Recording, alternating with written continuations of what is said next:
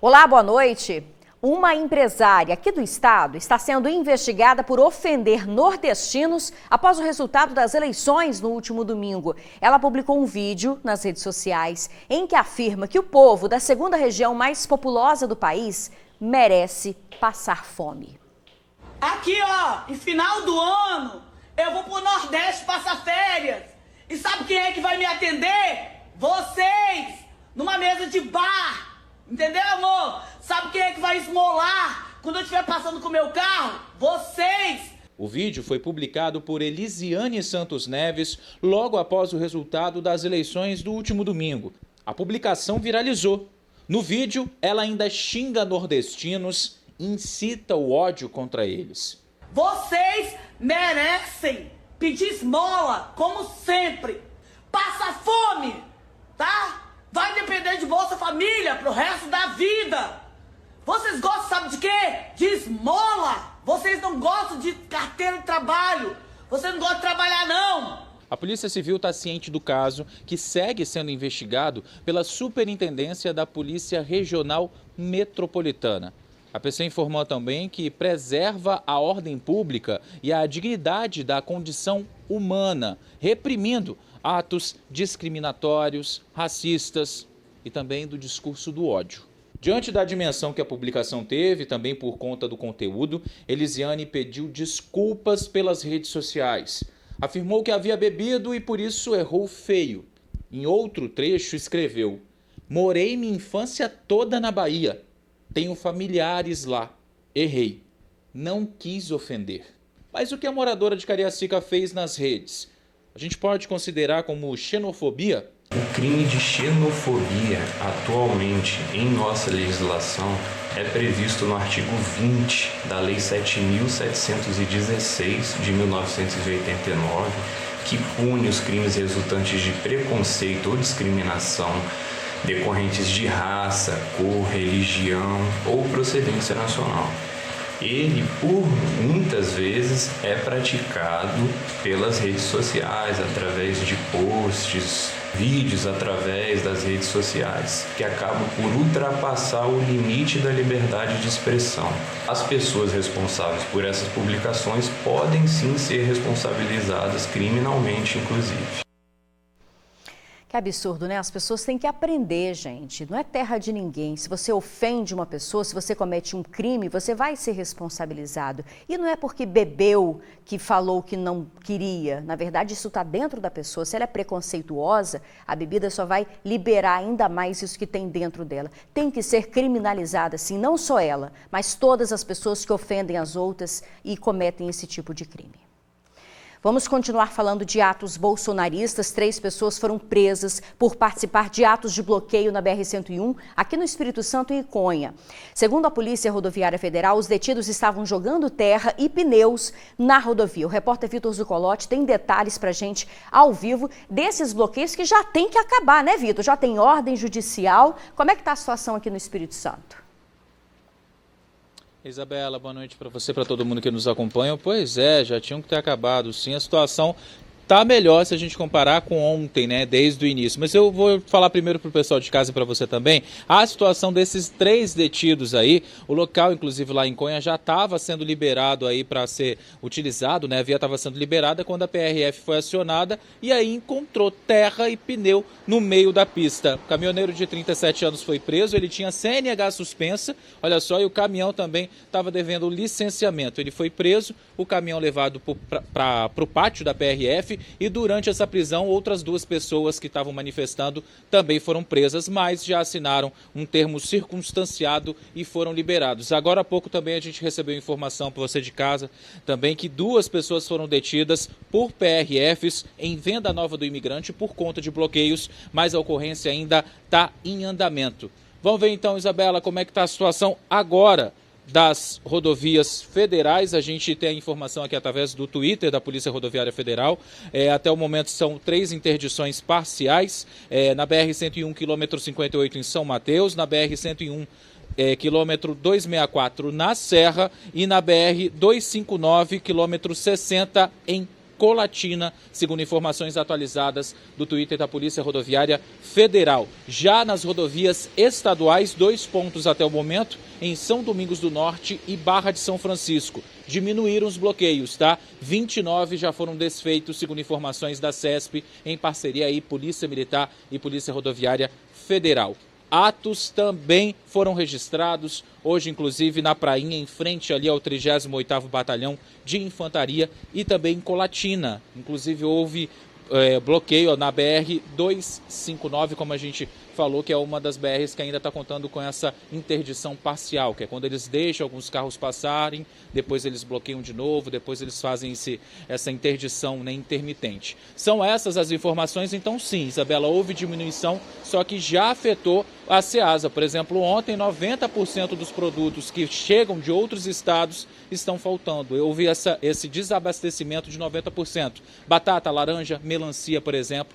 A gente vai continuar acompanhando para saber os desdobramentos dessa situação. Eu volto com você no estúdio. Pois é, Vitor, não pode atrapalhar as pessoas, né? O protesto, ok, as pessoas têm o direito de se manifestar, mas interromper as estradas, né, infringe também o nosso direito de ir e vir. Então, se desabastece, se falta depois medicamento, não está acontecendo, mas pode acontecer, entre outras ações, não faz sentido esse tipo de protesto, né? Se fosse ainda uma causa legítima, que você fala, nossa, estou defendendo tal coisa, não faz sentido, é um resultado de uma eleição que não vai voltar atrás. Então, ok, acabou a eleição, vamos tocar a vida, né? Vamos então ser cidadãos, vamos fiscalizar o poder executivo, ok, mas libera essa via, gente, vamos tocar a vida para frente, né? Obrigada, viu, Vitor, pelas informações. Um médico pediatra foi preso acusado de assédio sexual. Uma jovem foi ao consultório quando estava passando mal e teria sido abusada dentro da clínica. Veja o depoimento da vítima. Eu fui no médico para poder ser consultado. Eu achei estranho foi quando ele encostou no meu peito. Aí depois ele pediu para me virar e ele encostou na minha bunda. Quem se desespera no áudio é uma jovem de 19 anos. Ela detalha como foi molestada por um médico. A moça foi ao pronto atendimento de São Mateus, pois estava com queimação no estômago e dor de cabeça. E ali no consultório eu achei muito estranho o atendimento dele. Até porque ele pediu para eu poder levantar a minha blusa para que ele pudesse ouvir meus batimentos cardíacos. E ele chegou a encostar no meu peito e ele pediu para que eu pudesse levantar, ficasse na frente dele. E ele pediu para eu poder virar de costas. Nisso ele começou a palpar as minhas costas e encostou na minha bunda. E depois disso ele pediu para eu poder virar de frente para ele. Ele abaixou um pouquinho da minha leg e colocou aquele aparelho, né, para poder ouvir na testa da minha barriga. Depois de encostar na paciente, o médico ainda insistiu. Ele pediu fotos da jovem. Quando eu sentei, ele perguntou se eu tinha foto para poder apresentar para ele. Eu achei estranho porque ele estava me pedindo foto, até porque eu estava na frente dele. Eu questionei a ele porque ele estava pedindo minhas fotos. Aí ele falou, não, porque eu queria ver foto sua. Eu falei, não, mas eu não tenho foto. E até porque eu também estou na sua frente. Para poder disfarçar o assunto e a situação, eu falei para ele que eu tinha uma irmã gêmea. E aí ele falou que não queria saber da minha irmã gêmea, que queria saber de mim. Nisso, meu telefone começou a tocar e tava chegando mensagem no grupo, só que ele achou até então que era meu namorado. Aí ele falou pra mim que não era pra mim falar nada pro meu namorado, que ele não falava também nada pra esposa dele. O médico é Djanilson Mazioli Chagas, de 60 anos. Ele é pediatra e clínico geral. Assim que a paciente procurou a delegacia, o médico foi preso. Esta já é a 5ª denúncia de assédio sexual contra o médico. 3 acusações são do ano de 2017. A mais recente foi na última segunda-feira. Mais uma paciente procurou a Polícia Civil e denunciou o médico por importunação sexual em Conceição da Barra. Eu acho estranho como é que esse cara consegue estar atuando, né, no UPA de São Mateus, porque ele é pediatra, então imagina o que ele deve fazer com as crianças, né?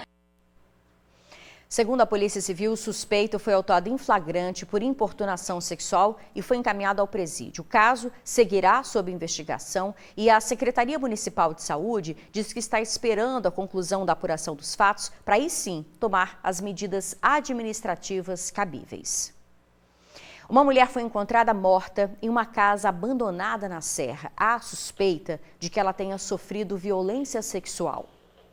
Policiais levaram um corpo para o Departamento Médico Legal de Vitória. A mulher estava sem roupas e com um pano no rosto, o que levou os investigadores a acreditarem que a vítima tenha sido asfixiada. Devido à posição do corpo, a polícia não descarta que a mulher tenha sofrido violência sexual. O corpo já estava em adiantado estado de decomposição. Foi exatamente o mau cheiro que chamou a atenção tanto de quem mora na região quanto de quem passava na rodovia ES-010. Quando chegaram nessa casa abandonada, descobriram que era o corpo de uma mulher morta. A casa abandonada é um ponto de uso de drogas. Frequentadores contaram que uma usuária de nome Elisângela está desaparecida há alguns dias. Porém, não é possível afirmar que seja a mulher encontrada morta. A polícia está investigando o caso e as denúncias podem ser feitas ao 181. Você não precisa se identificar. Continua internado o garoto de 6 anos atingido por uma bala perdida em Cariacica. O menino fraturou o fêmur e teve que passar por uma cirurgia. O estado de saúde dele é considerado estável. A previsão é de que tenha alta médica ainda essa semana.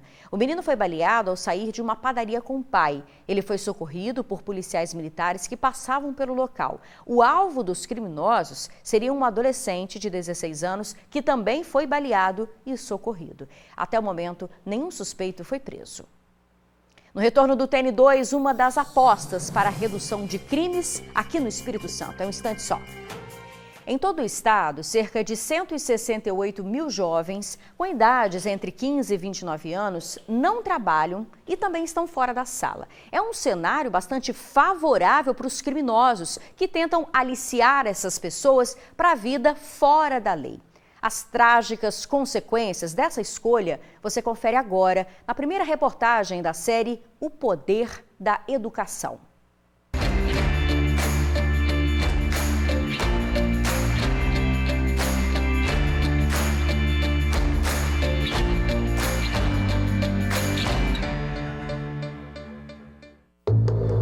Jefferson da Silva Oliveira, 22 anos. Caio da Silva Belchior, 21. Marcelo Henrique Pereira dos Santos, 19. Matheus Gonçalves de Souza, 18 anos. Wesley de Oliveira da Cruz, 15 anos. Jovens com diferentes histórias de vida, que nem se conheciam, mas que tiveram seus destinos marcados por algo em comum. Perderam a vida devido à guerra provocada pelo tráfico de drogas. Não quis nada, não quis estudar, sempre dei conselho, já foi preso 9 meses. Desde quando ele tinha 12 anos a gente está sofrendo com isso. Acho que nenhum pai quer ver um filho jogado num matagal, queimado, morto, conforme for. Uma situação que se repete dia após dia aqui no estado. Para se ter uma ideia, nos últimos 5 anos, mais de 4.600 jovens foram assassinados em território capixaba. Desse total, cerca de 160 perderam a vida em confrontos com a polícia. Em média, são 1.000 jovens mortos todos os anos aqui no Espírito Santo. Jovens de 15 a 29 anos, do sexo masculino, negros e moradores de áreas periféricas. Esse é o perfil das vítimas, que é muito semelhante também ao perfil dos agressores, das pessoas que cometem esses homicídios. Nesse mesmo período de 2018 para cá, a população nessa mesma faixa etária diminuiu pouco mais de 6%. Eram cerca de 951 mil pessoas entre 15 e 29 anos. Agora esse grupo não ultrapassa 887 mil pessoas. É claro que não podemos afirmar que essa redução seja a consequência direta da violência, mas é certo que ela pode causar diversos impactos sociais. Quanto mais jovens a gente tem fora da escola, que eventualmente se envolvem em algum tipo de atividade criminosa, seja no tráfico de droga, seja em qualquer outro tipo de atividade, você tem uma sociedade que tem piores indicadores de segurança pública. Uma mão de obra importante. Basta observar os números divulgados pelo Ministério do Trabalho. Das mais de 282 mil contratações formais aqui no estado este ano, a maioria foi de jovens com idades entre 18 e 24 anos. E um detalhe que chama ainda mais atenção: de cada 100 pessoas contratadas, 60 tinham concluído o ensino médio. Mas nem sempre é possível conciliar educação e trabalho. Eles têm tido a necessidade de estudar com tempo reduzido, numa escola de tempo parcial, para poder trabalhar, ou às vezes até nem da escola de tempo parcial. A educação sozinha ela não vai conseguir resolver esse problema desse jovem. Ela precisa de outras políticas também, que ande de mãos dadas com a pasta da educação, com os programas educacionais, para resolver essas outras questões que estão no âmbito social e econômico. Por outro lado, quem decide abandonar a sala de aula corre o risco de ficar, no futuro, sem fonte de renda.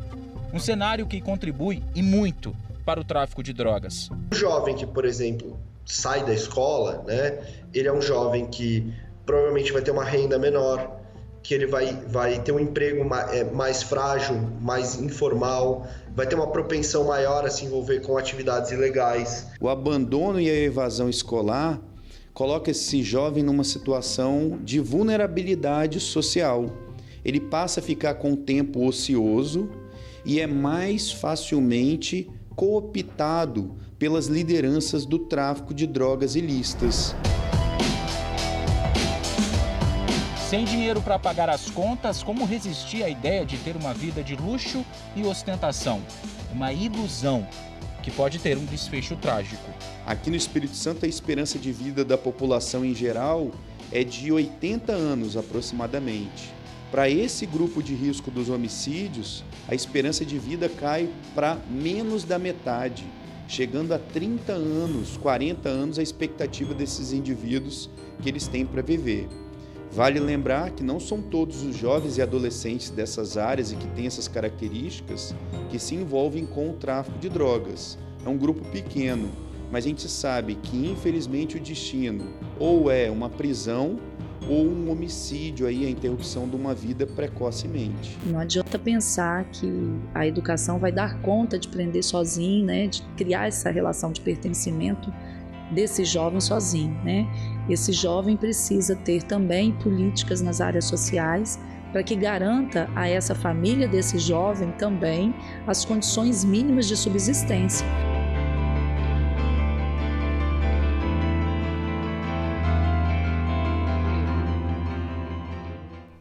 Fica aí o alerta, gente? Aqui no Espírito Santo, o programa Estado Presente é uma aposta para reduzir os índices de criminalidade por meio de ações sociais. Amanhã, a segunda reportagem da série mostra o custo para manter o sistema prisional e as ações voltadas para diminuir a população carcerária no Espírito Santo. A seguir, as homenagens no dia de finados, já. Hoje, dia de finados, é o dia para se lembrar, fazer orações e homenagens às pessoas que amamos e já partiram. A tradição foi mantida. Na Igreja Matriz de Santo Antônio, o dia começou com a missa. Esperando que um dia, no chamado de Deus, para nós possamos experimentar a eternidade a qual sonhamos. E perto da igreja está o cemitério de Santo Antônio, um dos mais movimentados durante essa data. É momento de limpar os túmulos, enfeitar os jazigos. E mesmo debaixo de chuva, mais branda no início do dia, a tradição ela permanece. É o caso do seu João. Herdou esse compromisso da mãe dele. Ela faleceu, eu continuei. Todos os anos eu venho com prazer, Que a saudade é grande. Porque espiritualmente a gente se conversa, Amor de família, isso é muito importante para mim. a tranquilidade, o silêncio e a paz dos dias comuns dão lugar à fé. A Bernadette veio acompanhada da família. Por aqui foram enterrados pai, mãe e uma irmã. É uma tradição familiar, né? Que o meu pai e minha mãe passou pra gente e a gente continua. Vem aqui, cuida do túmulo e reza pelos familiares, né? O primeiro dia de finados com a pandemia mais abrandada movimentou o cemitério. Mesmo que o espaço não fique lotado como antes, a expectativa é de visitas mais intensas ao longo ainda de toda essa semana. Nós temos a expectativa esse ano de receber entre 8 a 10 mil pessoas nos dois cemitérios, não somente no dia 2 de finados, mas há um aumento de visitas também no dia 3, 4 e 5. Mas quem já vende flores há 20 anos por aqui percebeu que a movimentação caiu bastante.